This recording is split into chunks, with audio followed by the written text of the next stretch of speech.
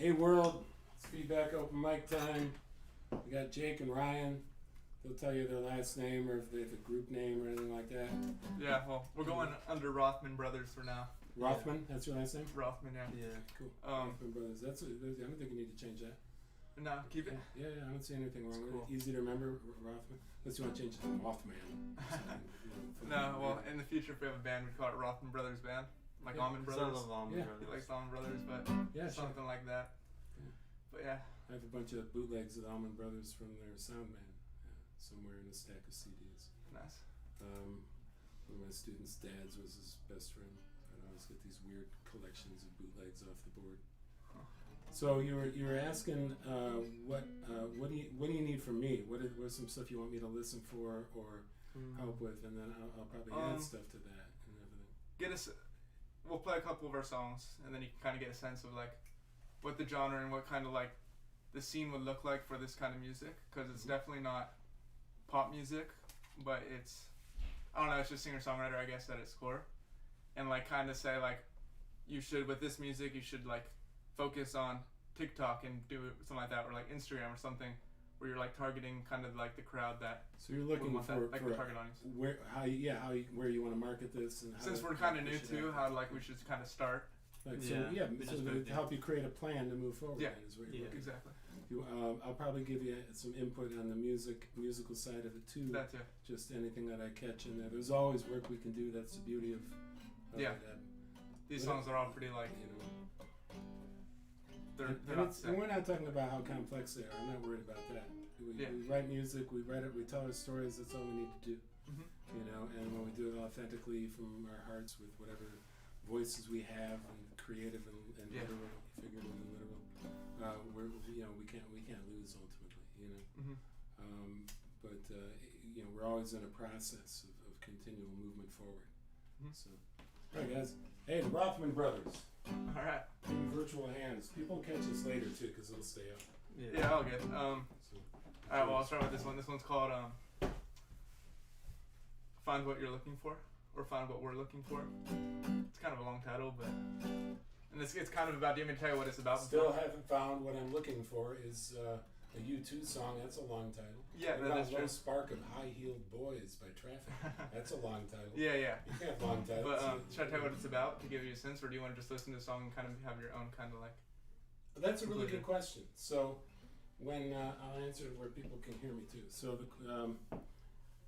what I recommend with regard to talking about our own songs is you give in like a phrase or sentence. This is a song about blah. Or if you've got a little piece of story that inspired the song, you do that. But don't interpret it for people. Yeah. Because you're not telling them. They don't care what ours. It's pretty straightforward, I guess. So they don't care what your story is. They want to hear theirs in your music. That's what we're doing. So whatever gets their attention and draws them in, without a big long story or without giving it all away or anything like that. So it's kind of in the title, but okay, I'll just play it.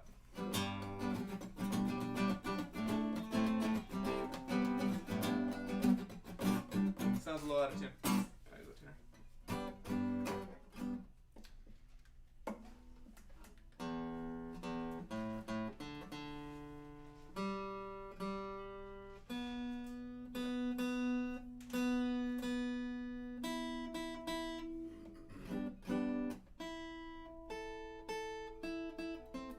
See, if we were live, we can't be doing this.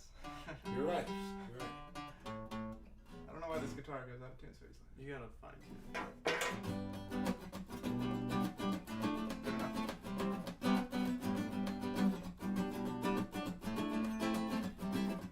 You tell me it's nothing new, the way he's been treating you. You say it'll be okay, things that will start to change, though it doesn't seem that way.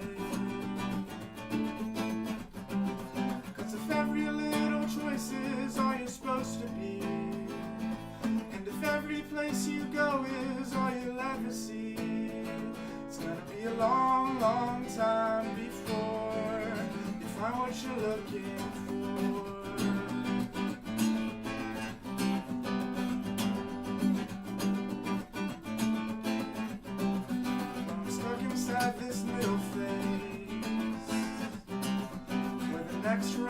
miles, miles away. So until that piece falls into place, there's nothing left to do but wait and find the words to say. And if every little choice is all I'm supposed to be, and if every place I go is all I'll ever see, it's gonna be a long, long time before I find what I'm looking for. Find what I'm looking for. So don't stare too long behind you at the setting sun. It tends to blind you from what's ahead and the future when it comes. Oh.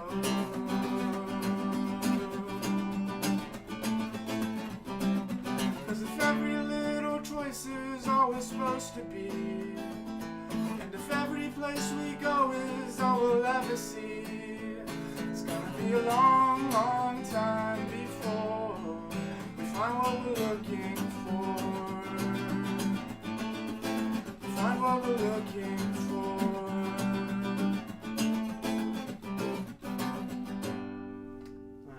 Nice. Yeah. Go ahead, play another one. Alright, you want to capo or should I do the capo? It's in the case.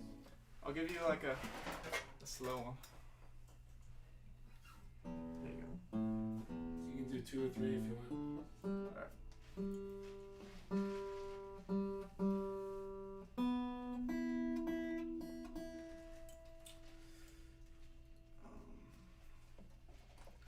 Alright, this one's called Dwell on Me, and it's more of a finger picking one, Yeah. and it's a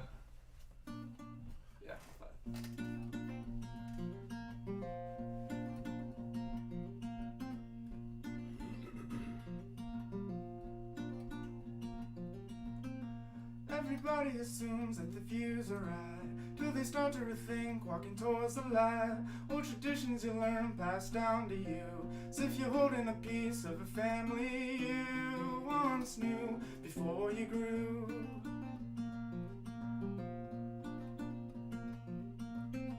See the face in the mirror start to show your age. Hear the same complaint twice, then it's time to change. Getting harder to know what I want and need. Man is full of regrets, try to tell me don't let your life pass you by. The comfort of home follows wherever I'll go. Moments of long sorrow won't dwell on me.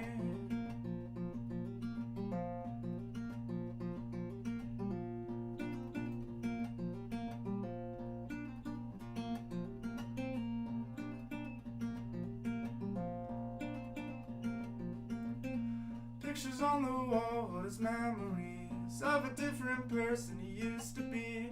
In the light of day, in the darkest night, didn't go the way that you wanted, for better or worse. Love, it hurts.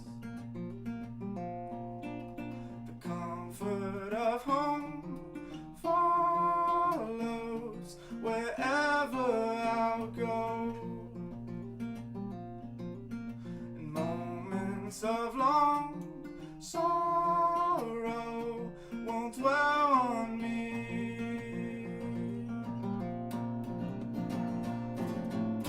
So seize every moment as if it's your last day alive.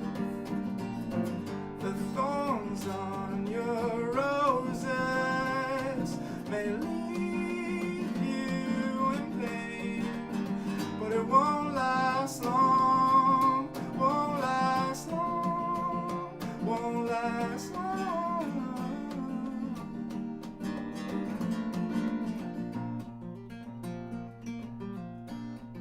The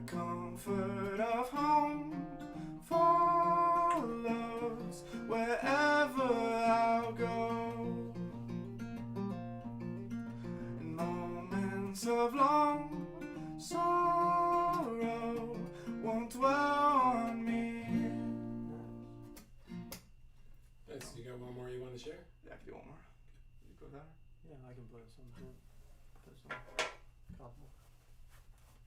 Hold up on my dick. Alright, this one's called Life Goes On, and then I'll give him the guitar. And then some of these songs also, we play with each other, but we only brought one guitar. Yeah. But it's fine.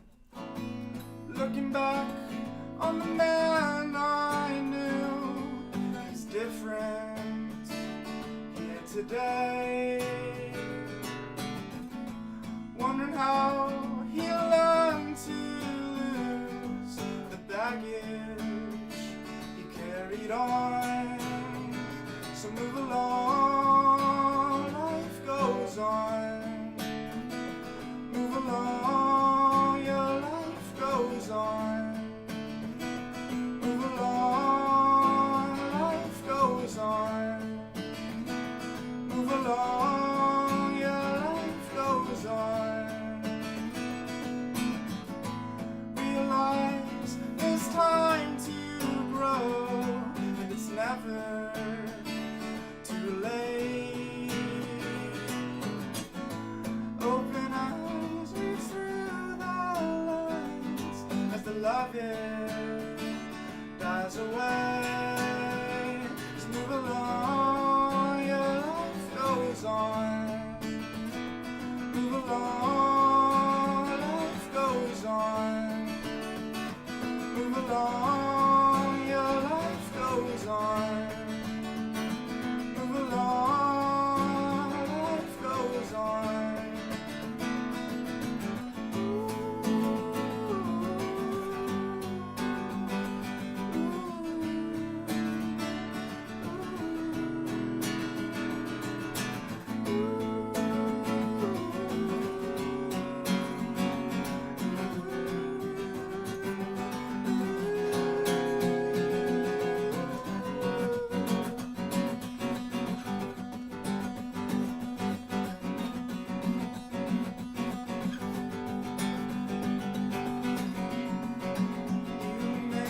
Mistakes you wish to erase, but there's nowhere to hide away. You make mistakes you wish to erase, but there's nowhere to hide. So survive the higher power, the higher power, survive it all. The higher power, the higher power.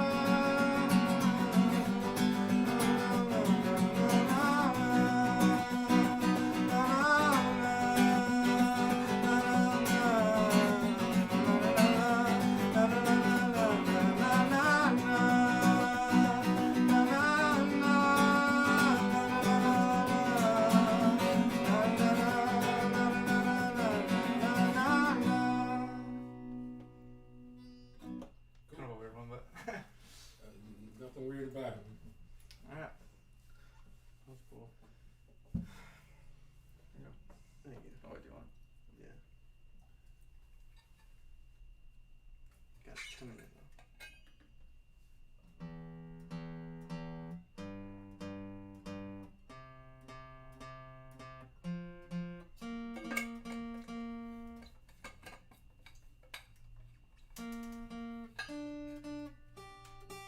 Alright.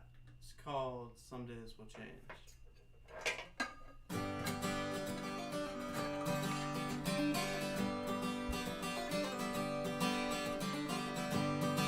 Rolling pebble down the drain. Gregory shows his hand. Thoughts upon his land. Hillside Creek. Dreams of a sign.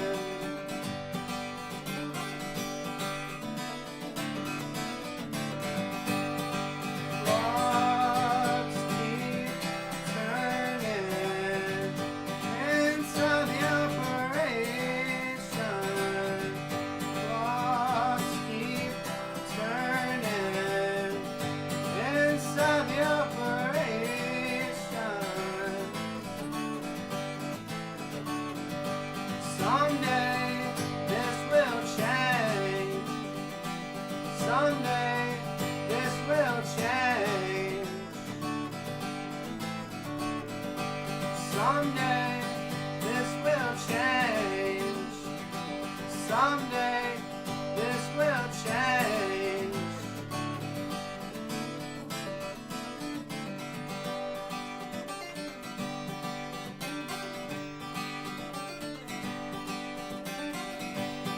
Home and flee.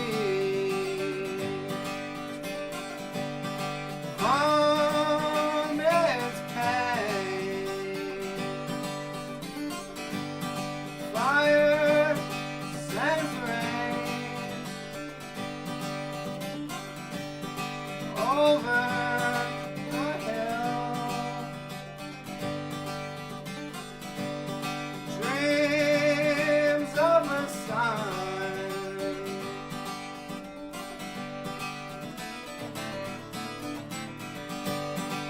Clocks keep turning inside the operation. Clocks keep turning inside the operation.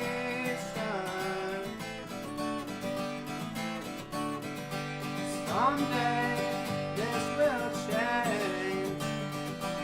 Someday this will change.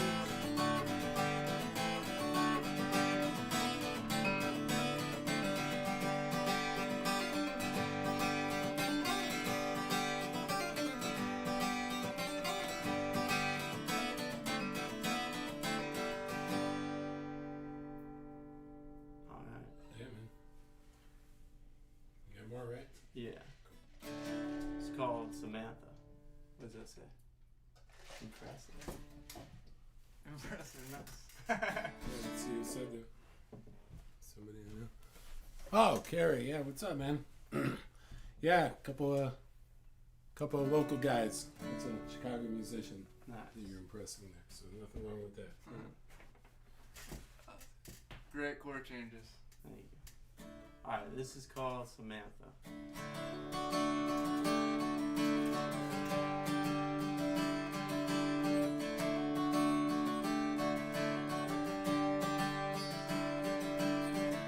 Samantha walks to school with her head down. Got her books in the way.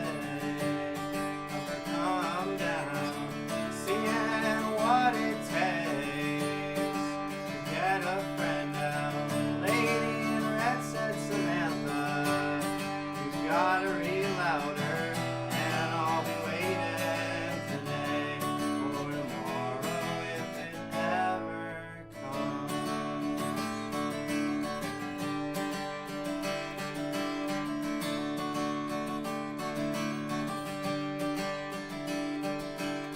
Samantha sees it different than the others. She stumbles her words in this book, and the kids are laughing. She'll soon be crying. The word true in here, registering in her mind, and I'll be waiting today for tomorrow if it ever comes.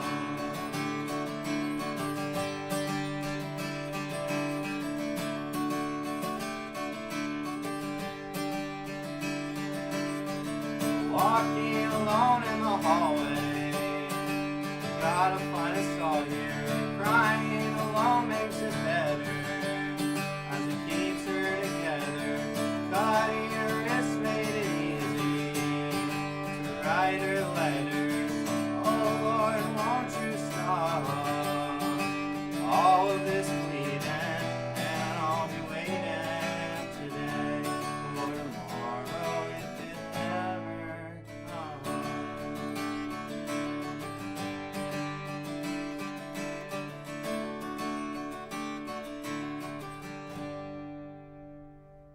Alright. And on that D. There you go. You can bend down tension, that's okay too. Yeah. Depends on the I song. just need it. Yeah. Alright, I think that's all I got. That's fine, man. I got one more. You got one more? Yeah. Did it suddenly hit you? Alright, good.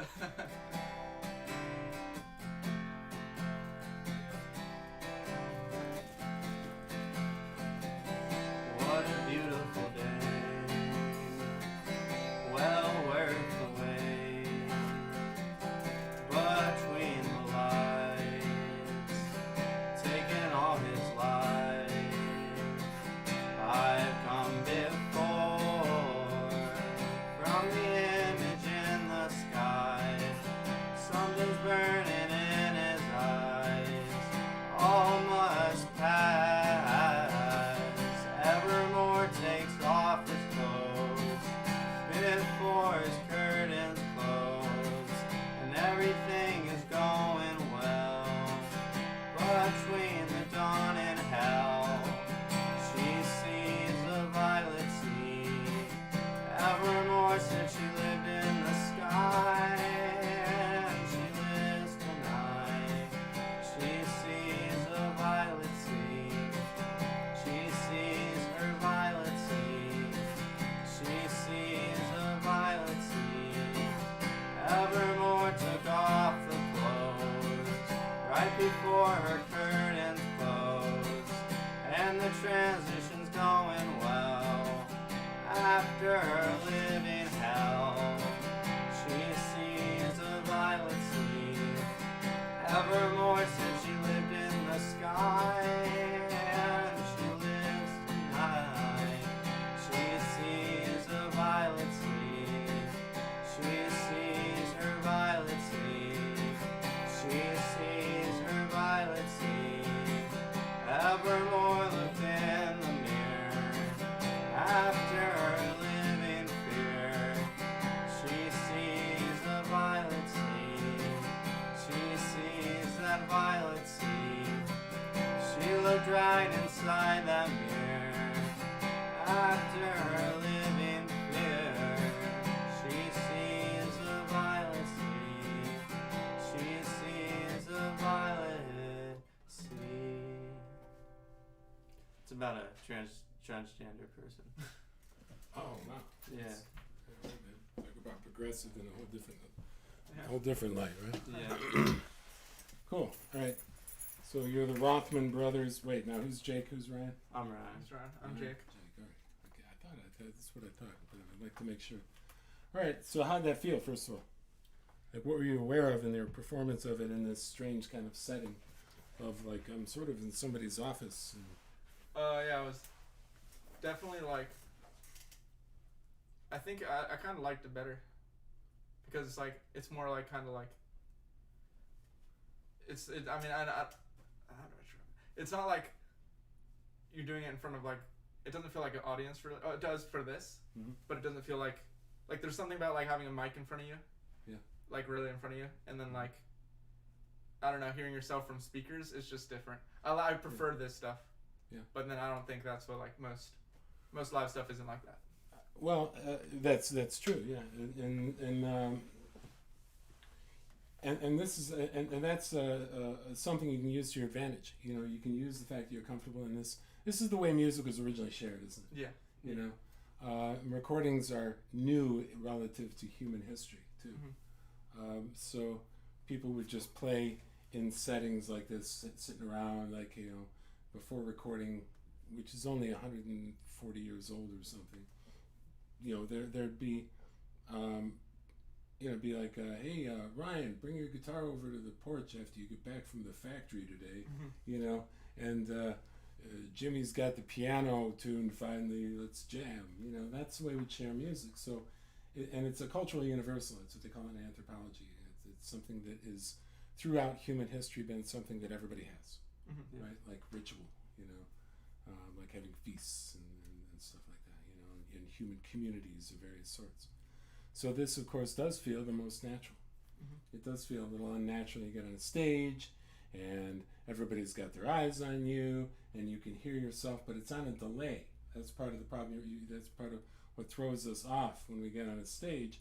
It's a delay. We're not like audibly aware of or physically, like literally aware of, but there's a delay that is noticeable enough for like a sound engineer to take a little meter and click it on both sides of the venue to figure out what delay he wants to put on the speakers for it to reach the back of the room clean.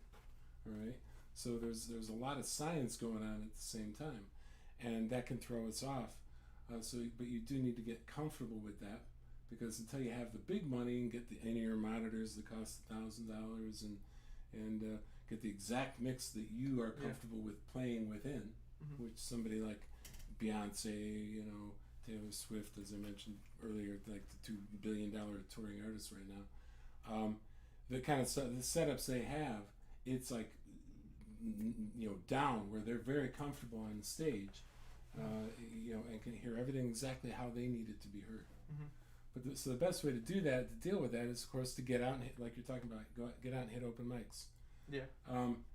And the first thing you do when you get out into any performance situation is take control of your space.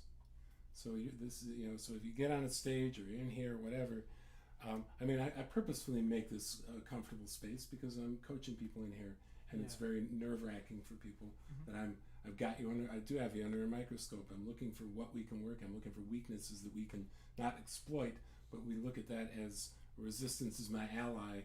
Is the term I can consistently quote Wayne Shorter, the late great jazz composer. That he said that, where the weaknesses and the struggles that we have in our music or in our performance or whatever, that's our indicator of what to work on, right? So what you just expressed, like you're like, oh, I like this better than getting out on the stage and stuff. Then the answer to that is to get out on the stage. Yeah. Not to create a space where I don't have to get on the stage, because you're also going to reach more people, when you're out in a room like that, because you're also interacting with them after the show. Yeah. They come to you and talk to you. Someone said something. Sage advice from a great sensei, says Gary. Thanks, brother. Then you can also set that up though in your own space, right? You guys living together in town here? Yeah. Yeah. So how big of a place? So you have any roommates? It's just two. It's just us. That's sweet. Do you have any PA equipment? No, we don't. Well, we had a high school band, and we did like some live stuff from that. But it's been a little bit, I guess, since we have. And he was the drummer then. Right. And you're multi-instrumentalist, basically. Yeah. Drums, bass too. Well, I don't play bass, but I think I can do it. Like you can play it like a guitar player would play. Yeah. In other words, you can hold it together when there's no other option. Yeah. That's good because you guys can use that. So what about you? Guitar is your only instrument, or voice obviously both of you have. That's the primary instrument of all humans, right? Yeah. Well. Yeah, pretty much just guitar, but I consider myself a lead guitarist also. Right. But so, I just say all aspects of guitar. That's about it. Either of you, from what I heard, could probably solo with the right information. So I'm sure you don't have to worry about that. And that creates some great opportunities for what else you can do as two guitarists. But yeah, you can also you can sit and what can you do with the bass to hold down just pieces of the chords and anchor something to where he doesn't have to be as busy with the acoustic guitar. Those are things that you could explore. Yeah. The other thing is to take get a set up some kind of PA setup in your space and in your apartment, and play with that without cranking it too loud, but just to hear what it sounds like in the room. Yeah. Because obviously you don't want to piss off the neighbors. Yeah. But also, getting out to open mics. And do you know any of places around here, or if there's open mics? Do you know any open mics around here, or is there Culver City Cinema Bar? Sneeze. Excuse me. Cinema Bar in Culver City. You have to be 21. Yes. So, are you right behind that? I'm 18. I'm 20. You're 20, so that's part of the problem too, isn't it? Yeah. All right, so look at. I'll have to. I thought I had this turned off. Let me turn my phone on. So that's right. Right.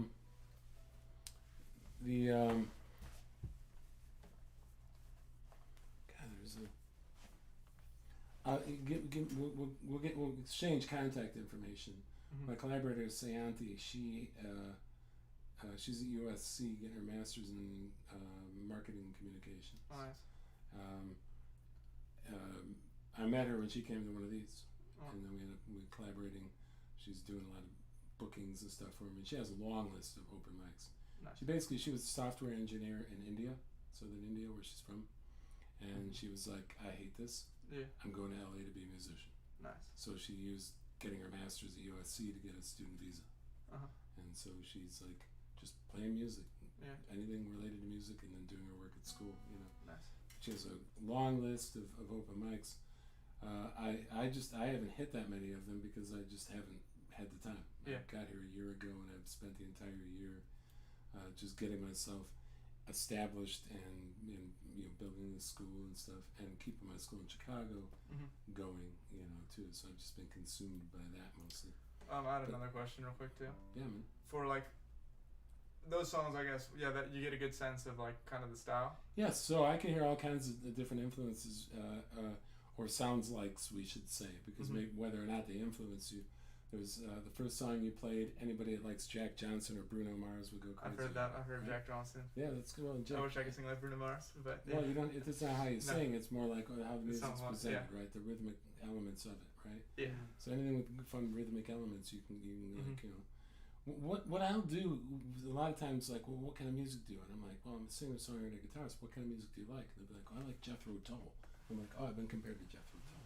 So very often, you can find from what people are listening to, you'll be able to present to them whether they'll appreciate what you do. You had some deep with open tuning there. The first tune you did, where he was the first one, or the second one with the So you've got there's a huge bluegrass influence right there again, or I sounds love like Dead. Right. So do you know why Jerry Garcia stopped playing bluegrass specifically? It was too competitive. It was just exactly the same thing that happened to Miles Davis with bebop, because everybody had to be a virtuoso, right? So what do we learn from that? We learned that here this guy was a virtuosic musician before he started the Dead. Yeah. And what he looked for with that from moving forward, what is the Grateful Dead? People go, the Grateful Dead kind of is like a kind of music, right? Yeah. Okay, I saw the Dead a few times, like when they were all still alive and stuff, and I'm a fan, as well. What did the Grateful Dead do? They took the music that they loved, whatever it was, and they played it through their own approach. Yeah. Phil Lesh didn't like a lot of the kind of music that they he was like a classical, wasn't he? Like classical guy, yeah. I remember that, yeah.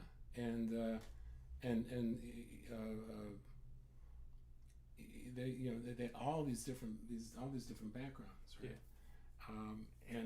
But they came together, and their creative voices, and probably a lot of LSD, influenced this sound that they created. It really actually influenced the way I approached my own band when I went from like a 3-piece or 3 or 4-piece to bring in like a whole band. I actually got reviewers who didn't like jam bands, who loved when we did extended jams. Yeah. Like in the Chicago papers and stuff. Like, oh, these guys make me eat my words. Because what I understood going into it was what I just described, that the Grateful Dead took their creative voice and created this music. Yeah. So playing Grateful Dead music is sort of a pointless venture unless you are a tribute group, which is there's nothing wrong with. I'm open for Dead, tributes and stuff. And if that's your thing, but when somebody's influencing you, what you do is you dig deeper. Like, where did they come from? What influenced them? Yeah, we've been doing that, or we've done that before. Like with our favorite artists, we kind of Apple Music has a cool thing where it's like influences. Yeah. And then we've listened to a good amount from that. Nice. Which we like. Yeah, that's a great approach. It really is. What got me into blues was I was listening to death, the Disraeli Gears by Cream, which was Eric Clapton and Ginger Baker, and so they I was like, wow, this is amazing stuff. Like, who influenced Eric Clapton? And of course, he's a blues artist primarily. And I came to understand. I was just a high schooler at the time. Came to understand that a lot of the rock bands of that era, thought of themselves, especially like the second British invasion, thought of themselves as blues bands. Yeah. So I didn't say, oh, therefore I'm going to become a blues artist. I said, oh, therefore I'm going to reinvent my approach to music. I'm going to go back to the roots of the music that I love, and just pull from that and let it influence my style. And that's how I ended up with a unique style that the thread of which is my voice and my guitar style, my lyrical content, and that kind of thing. But it does get eclectic. But when you've got, you both have distinctive voices, use that.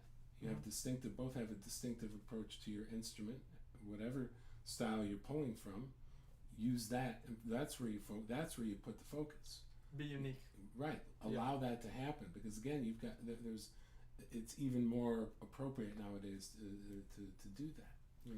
Where would you say like, for us to continue, like, be more active on social media for advertise, or like for these songs, or like what should we focus on? Yeah, one thing people do a lot, and I used to do this too, and then I had like a guy work with me in Chicago.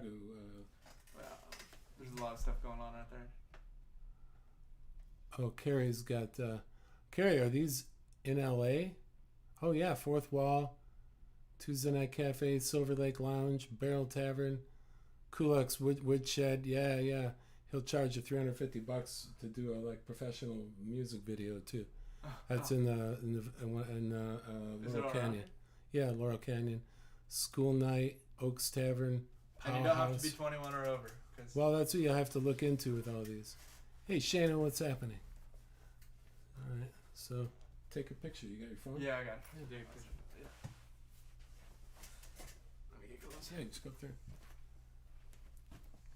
And you just go reach out to them and see. Yeah, it's a good amount for sure. Like a full. Thank you.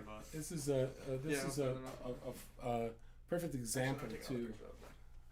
Perfect example here where Carrie's going, like, looking up all these open mics. That's a perfect example of music, of a community that music can create when you do it intentionally. That's what it's like in Chicago, and that's what it can be like here. I've connected with a lot of people. I haven't connected with anybody I didn't like. The other thing is not to limit yourself, right? I was in the studio on Thursday night because this guy who produces hip hop and R&B picked up my card, looked me up, and then called me and said, I want you to come work on some material I'm doing, and I might even play with him next week, because he was trying to bring in live instruments along with backing tracks, because that's they're going back to that again, where people want the live instrumentation and stuff, and I don't dislike hip hop. I've coached a lot of hip hop artists, and one of them's on the radio in Chicago all the time, and but it doesn't tell my story. That's all. Yeah. So I don't go and listen. I don't go look it up. Yeah. I'm the same way with a lot of country music. Doesn't really tell my story. I lived in northern. Which is crazy, because hip hop and country were like the most popular genres right now. They really are. Yeah. Which we're the same way. Yeah.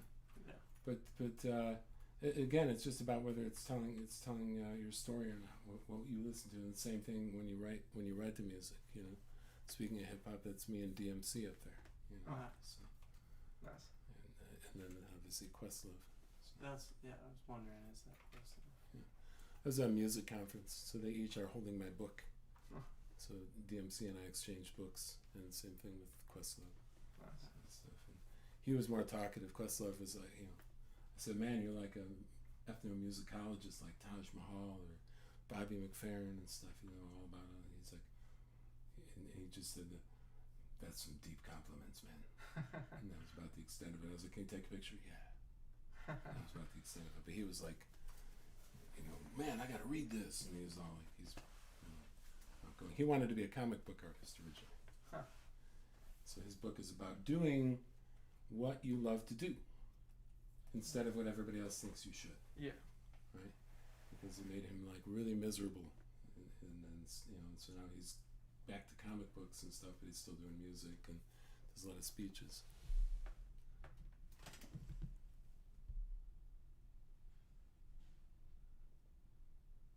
We have 148 gigs in 124 cities just by using Google Maps. Wait, is that what Chicago? That's the guy in Chicago. He's talking about just in general, yeah. There are like 148 suburbs in Chicago, around Chicago. Yeah. Maybe we should go to Chicago. Oh, and then we have some. Yeah, you should. Parker. And there's Pedro. So we have. We're covering multiple time zones. Pedro's in Sao Paulo. Shayna's on the East Coast. Carrie's in Chicago. Yeah. So, now to the question of like. So just some basic like elements of the performance. Right? One thing that guitarists always tend to do is that we always play one volume and it's usually too loud. Yeah. And it's because the guitar is facing away from us, so it's understandable why it happens. And so we're always like really jamming it out because we don't hear it as well here as the room hears it. Once we're aware of that, we can begin to alter that. And the other reason we can do that is if there's like a real groove, like that busy song you started with, right? And like your first one, the people compare to Jack Johnson a lot, right? We feel like keeping that groove, we have to be hitting the guitar hard because that's kind of how pretty hard. that's kind of how we fall into the groove, isn't it? Yeah. But what we do is then we take skill building and performance are two different mindsets, right? So what we do is when we go, all right, now how can I like work this? Is we sit down and we break down the song. And for instance, you take the song and you go, all right, I know this is going to completely screw me up. I know I'm going to completely fall apart repeatedly, but I'm going to do it anyway. Let me take this song and let me pull the volume in two different directions. Go as gently as I can, but keeping that tempo as much as possible. Yeah. Right? And then exploring like the difference in dynamics that you can get with the instrument. The guitar is an instrument with a great deal of finesse if you really use it right. Yeah. So exploring that all the time is it should be just never ending process. I discover new stuff on things I wrote 30 years ago, just by going in there and approaching it fresh all the time. We're working with a beginner's mind, and this isn't all out of me. This is from all the professionals I've worked with over the years. What professionals do to keep their work, keep being professionals. What do we do to continue to write music? What do we do to not get writer's block? What do we do to prepare for a gig that we didn't know was coming and it's in like 3 days and you got to work out all this material? What do we do when we got to like quickly learn a new song? All that stuff, right? So these are all elements of what professionals typically will do. The other thing that especially as solo artists, both of you, your timing is tight. It's in there. It's not loose, but it speeds up. Yeah. And now, of course, some of that's like some strange old dudes over here, like scrutinizing my every move, and who knows who's watching me, And so nerves can fuel that. Yeah. Here's what happens when we speed up over time in a song, and it don't happen with any of them. It happened in the bridge on your finger picking, and you went to a rhythm bridge. I felt that. Yeah. So when we feel that we're speeding up, it's usually what actually goes through our head is, I think I'm dragging, and so we'll go speed up. What's happening right there is you're feeling the tension build up in the music. When you feel like it's dragging, no, you've got to hang on to that because that tension is actually what holds audiences. So we keep that. So you start to learn to trust the tempo you set at the beginning of the song and hold on to that for dear life. And when you feel like you're dragging, you go, no, this is the tension. And this is what we need in the music because the release of that tension is at the end of the song, right? And that's what causes people, definitely with the finger picking one. And the finger picking too. I mean, there's a groove involved there too. You're using multiple instruments right there. The guitar is not one instrument if you really approach it as a virtuoso. Both of you have that quality. You have a lot of skills. There's no two ways about it, right? If you're treating this instrument like a virtuoso, you've got 6 instruments, and multiple ways to play them. Yeah. You can strike them all as an orchestra. You can play them as individual, soloists in a call and response. You can really look at it that way, and you start to really understand the three-dimensional aspect of what we're looking at. And that's what I'm getting at with keeping that tempo tight, with being aware of our dynamics, and then again, and what I just added with the guitar, we're looking at how to make the music more three-dimensional. That it isn't just plowing forward, voice and guitar, and it's like, well, that was impressive and good and everything.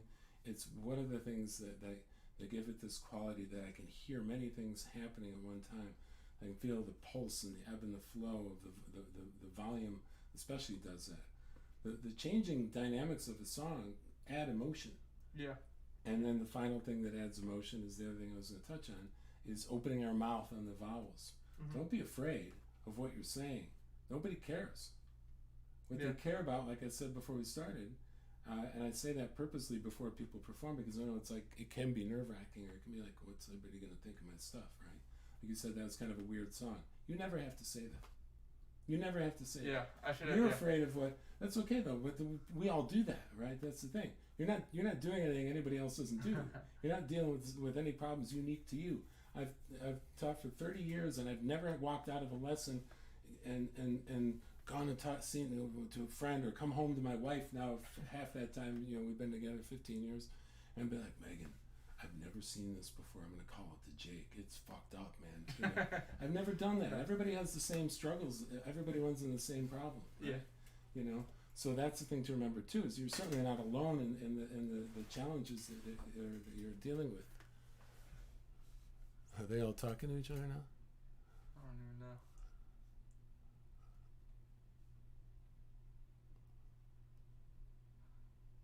Oh, they're just talking about where they're going. Chattanooga, Murfreesboro, Tennessee. All kinds of Civil War history there, man. Knoxville, Asheville, Jonesboro.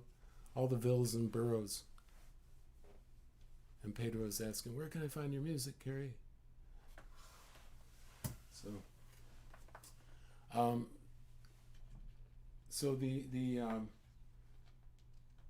I write some dark stuff.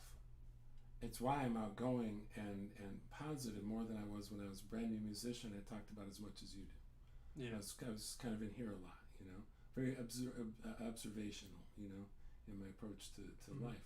In fact, and the other thing too, though, was that I was so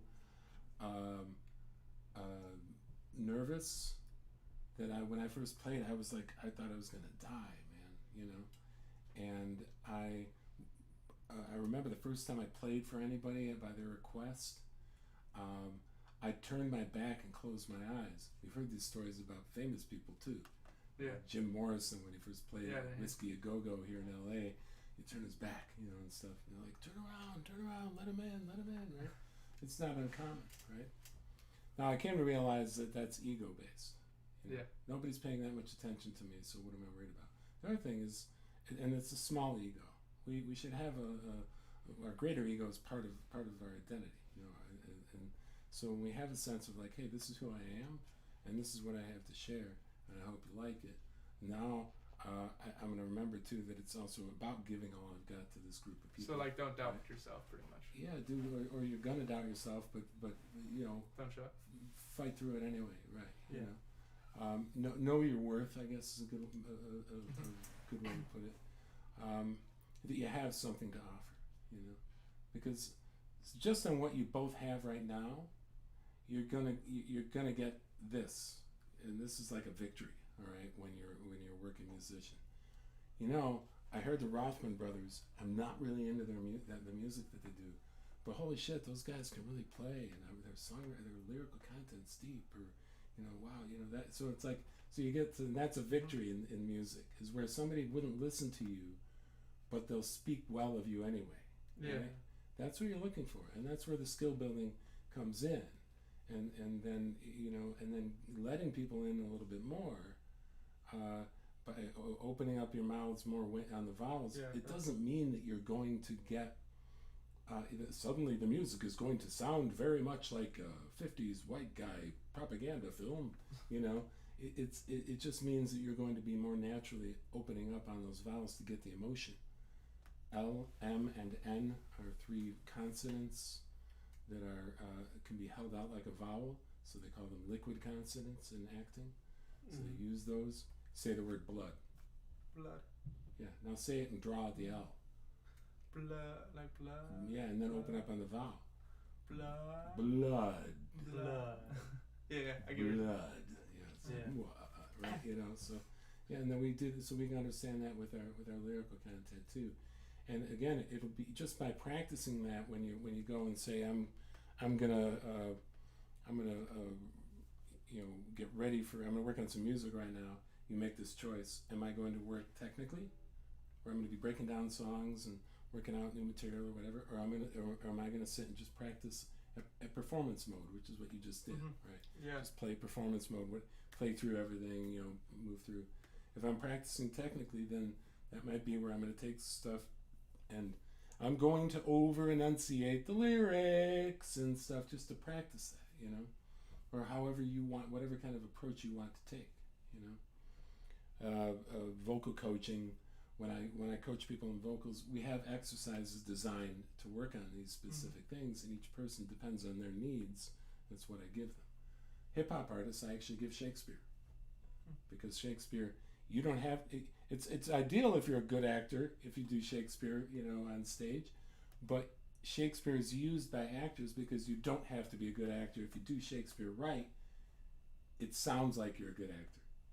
And it's that, you have like, so the monologue I give them is from Julius Caesar, and so they'll read it and they'll say, "Wherefore rejoice, what conquest brings he home, what tributaries follow him to Rome, to grace in captive bonds his chariot wheels."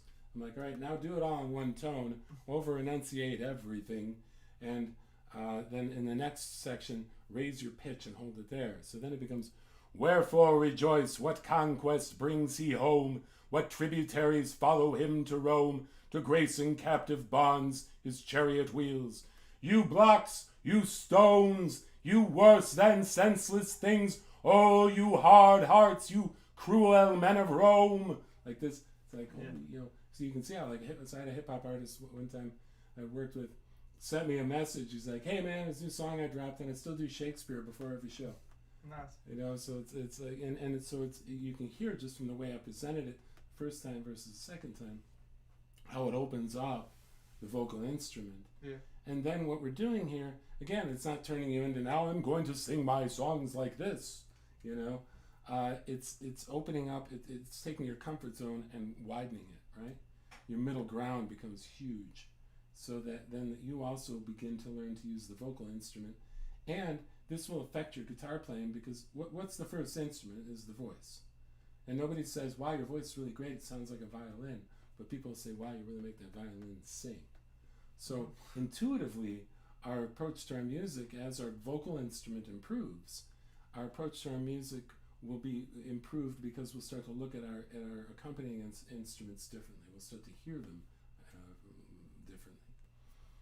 And so then again, we're creating this more three-dimensional approach when we perform. And the beginner's mind,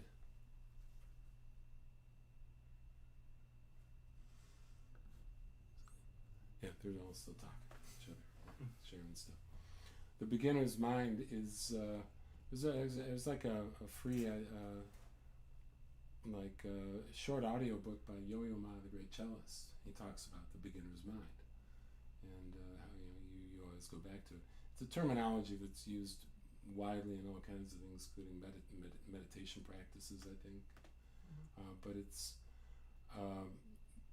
just from the standpoint of from where I am right now, if I start here, what else can I do? In essence, and also again, from like what I've seen from starting when I was in college, I was already a working musician and already teaching. When I went to college, I was 27. But then when I went in there and I was really looking to up my game, I was really looking to become more of a consummate professional, somebody who people would, where it was like, oh, I see why he's on stage, instead of like, how did he get this gig, which is kind of the way it was at that point. And so I'm the founder of the music department at Columbia College, was still running the music department, and had been there since '68. And he was an old guy then, when I was there in the '90s. And so second semester, I got a job working for him and his jazz ensemble, which included all kinds of jazz greats in Chicago. And so it was watching them that I'd pull out of these things, and then I'd squeeze them for information, But it was right away I noticed, and I've never forgotten, and I've noticed it again and again with other professionals that I've worked with or just seen in action and that kind of thing, is it's always the same thing. We're working on new material. We analyze the material. We maybe walk through it one time, look for trouble spots. We go break that down. What's causing me the trouble? It's never, I play through a song 100 times and hope for the best. Practice doesn't make perfect. That's just wrong. Splitting up each part. Yeah, pulling it apart. Yeah, That makes sense. look, and that's also how, like, you can learn like a whole bunch of songs quickly if you have to. You always go for where the problem spots are, because focusing on those will lift the spots that are already in good shape. Mm-hmm. Then when you're in performance mode, you do it the other way, right? You lean on your strengths, because that'll cover for the weaknesses, right? Mm-hmm. Just like a band. Yeah. When you guys play together, if you're both too much in your own little world, it falls apart. It can fall apart quickly. But if you're hearing each other as mutual instruments and creating one instrument, right? You start to listen to each other and respond more. That's where the things that feel magical happen. Yeah. We need to start doing that. Yeah. Start doing what? Like on Best Stat.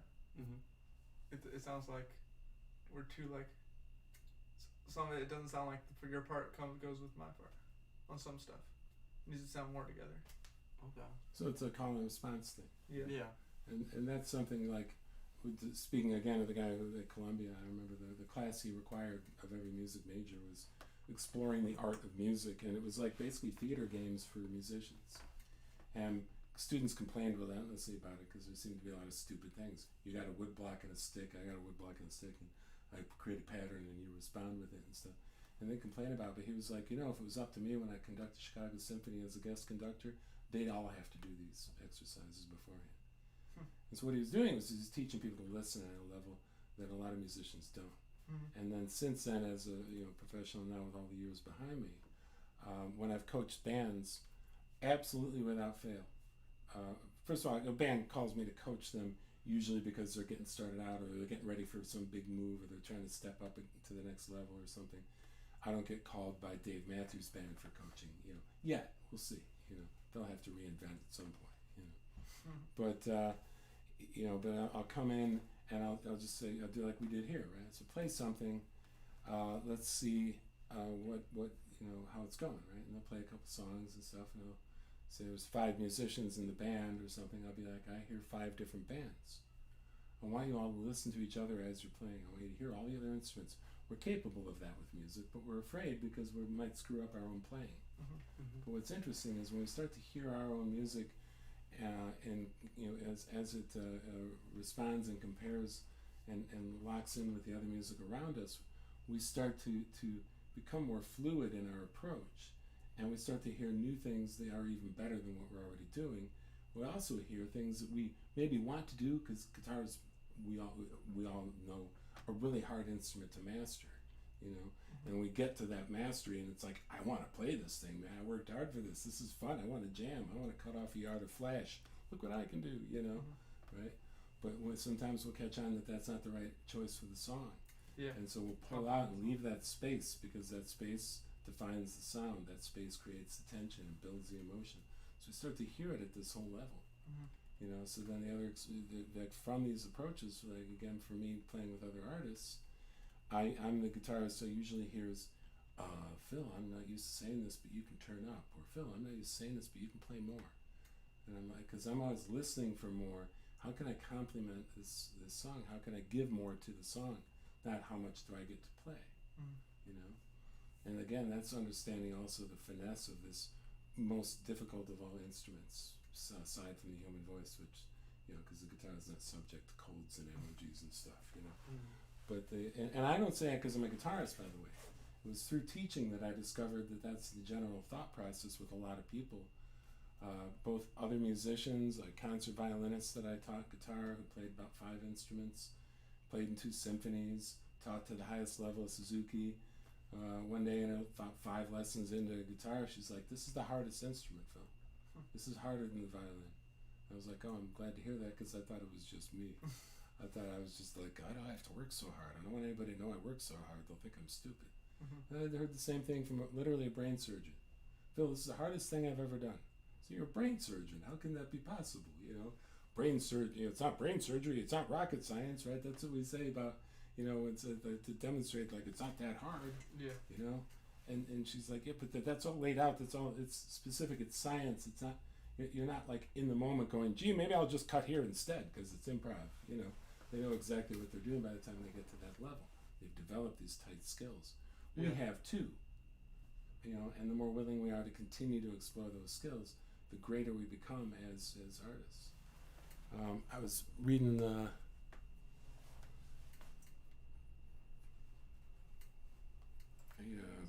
I'm reading a book,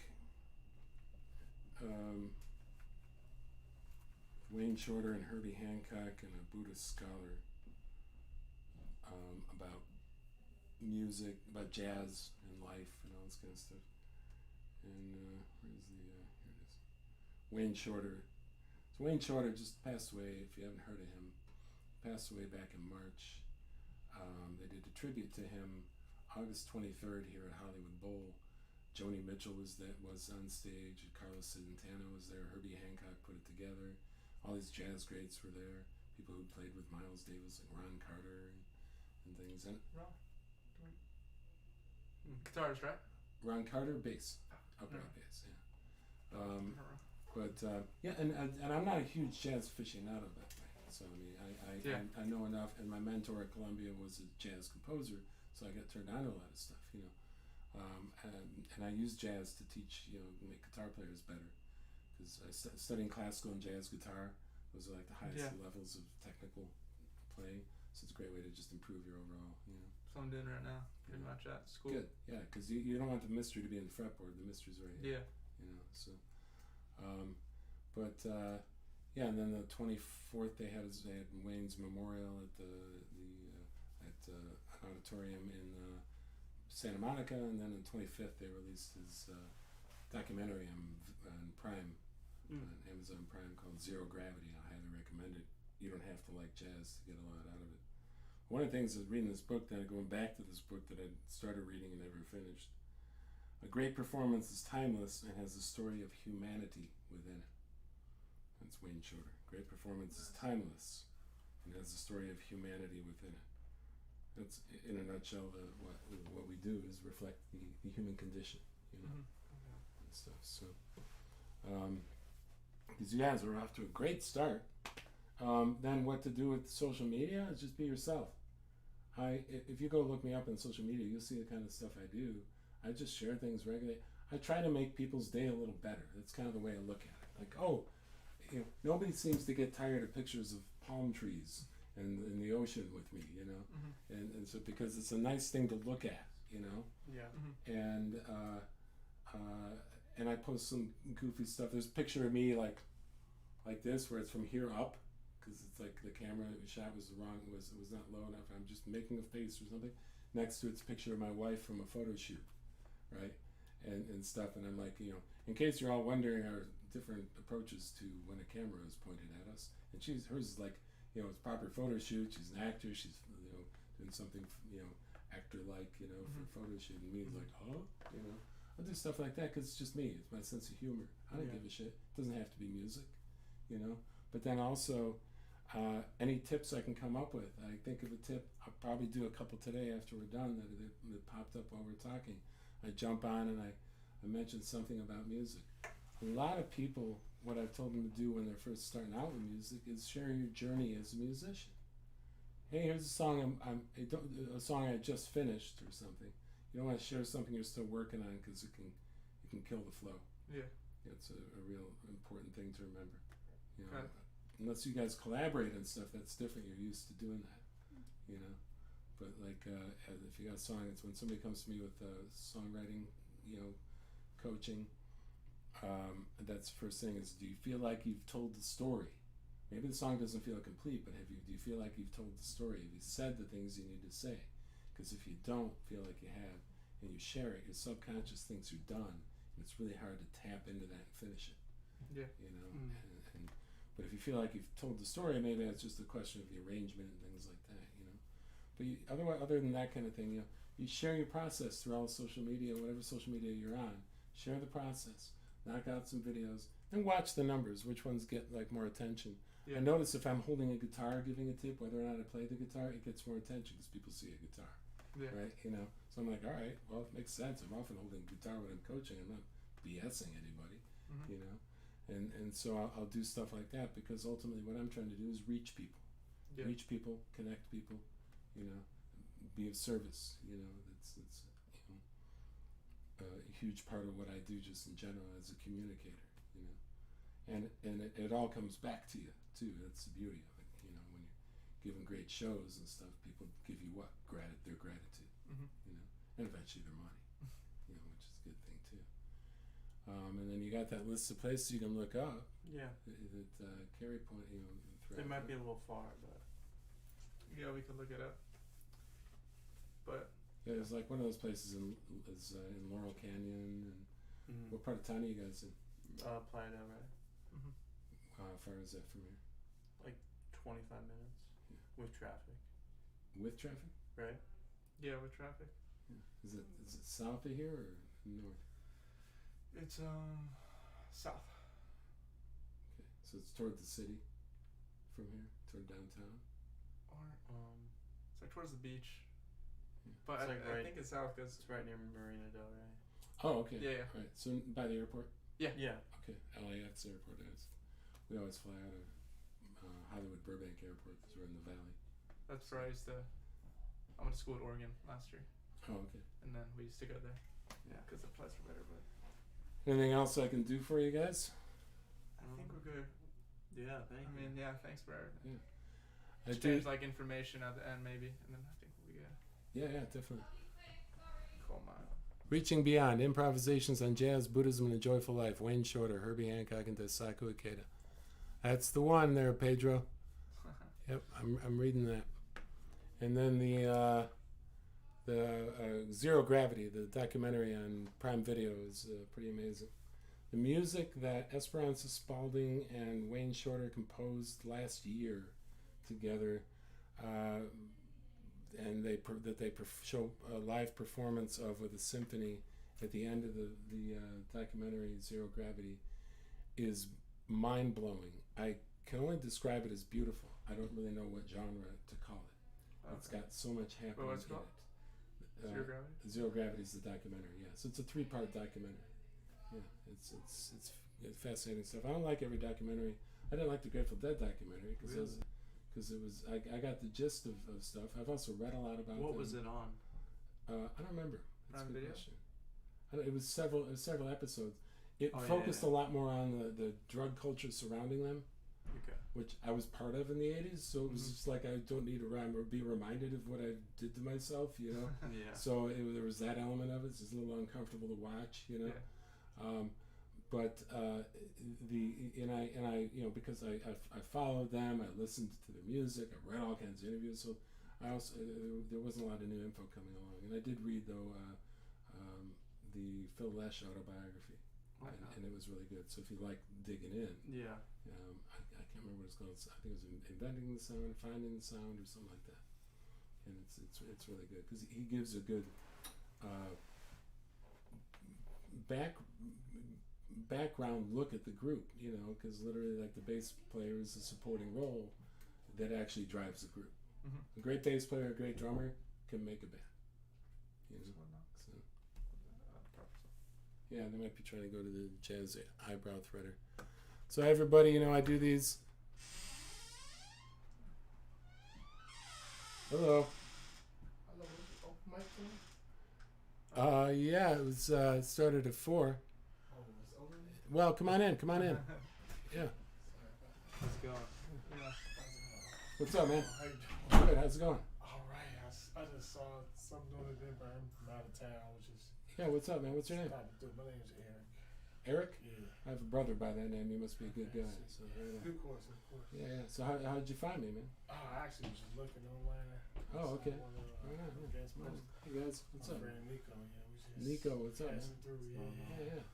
Do you guys, you want to? So what I do is it's a feedback open mic. I'm online too right now. So we got people from Brazil to Chicago on there watching. Yeah, we're from Chicago. You are, me too. Oh, sweet. Yeah, I just moved here a year ago. You still in Chicago? I am. Yeah. But I'm like Right now. What part of town you in? from the west side, North Lawndale area. Yeah, man. I got a school in Wicker Park there. So Oh, I got the same thing we got right here in Wicker Park, Chicago. Yeah, I was in Rogers Park when I was there last time when I moved. And I came out here because my wife's out here acting. So and stuff. But I'm just giving a rundown of why I do these and stuff, and then if you guys want to do something too, these guys have already played. We'll probably head out. Yeah, yeah. That's cool. Yeah. So I do the feedback open mic because I got the school, and I'm trying to show people how I go about my process. And in case people are looking for, like in your case, if there's something you're looking for that I can help with, so it's a way that I promote my school, whether or not people sign up for coaching. It's a way that I promote my school and what I do and create community around music. Chicago is one of the greatest music communities in the country. There's no two ways about it, right? Anywhere you turn, somebody goes, man, I like your work. Hey, I got a show. You want to join? You want to jump on the set list? Doesn't matter what genre you are or anything. LA is a little more fragmented, so I'm also trying to kind of shake up the town. I don't know who I think I am that I could do that, but it starts with one person and stuff. So these are the Rothman brothers. They played some fantastic songwriting. I'm going in. I was just in the studio Thursday night with Mariah Carey's cousin. He's producing a hip hop R&B album. He wants some guitar. Absolutely. So there's always space. It all comes from the same blues roots, man. Yeah, of course. That's a big part of it. That's our favorite. So yeah. If I could, I'd be a blues guitarist. Well, improv. Some jazz stuff.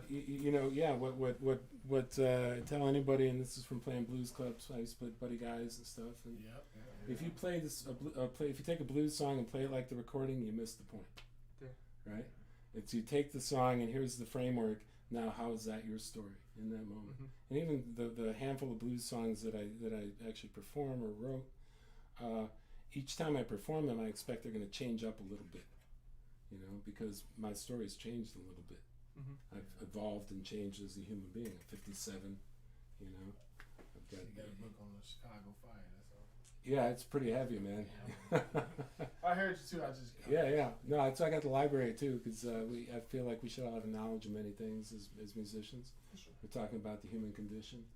We should understand other people and the rest of the world and everything. And I just love reading shit anyway. Chicago, I'm a total Chicago booster, man. Okay. I'm why they call it the Windy City. We're always bragging about it. It's an amazing place. I got a friend here who's a celebrity chef. Right. And he's from Atlanta, but he's like, Chicago's the best food, man. Because everybody thinks it's just. Everybody thinks it's just the pizza. I'm like, no, there's so much more, man. Yeah. Here I'm like, where do I find a good Greek restaurant? Well, that place down the street has gyros. I'm like, that's not a good Greek restaurant. Come on, man. So such a big place. Greek town. Yeah, Greek town's a great place, man. Yeah. So, Jake, Ryan. Yeah. Thank you. Guys will be right back. People live. I'm going to bring this in. You want to put yourself on? Yeah. Give me these right now. Because also I got this one. So what you guys? Think you're gonna make us? What you can do is just text me or email me. Or Yeah, I'll send you a text and I'll send. You do have Ryan's number already too. Is that the one that you all texted from? Yeah. Cool. Yeah, I got that one. So Let's have the spectators. I wasn't really trying. Well, game, come in and sit and hang and talk for a bit anyway, man. I got somebody in Chicago who's watching right now. Are you guys musicians? You just came to? Yeah, I play sometimes here and there, but I just can't expect to. I'm a music producer. Yeah. Cool, man. Wait here. Let me get pictures of cool people. You guys, we do it. We get with these kids and with the other ones. Camera's there, so we're not all looking in the wrong place. You get those? You're like, I'm that guy, so I was thinking the wrong one. Alright. Thanks, gentlemen. Alright, guys, come over here. Let's sit and talk for a little bit.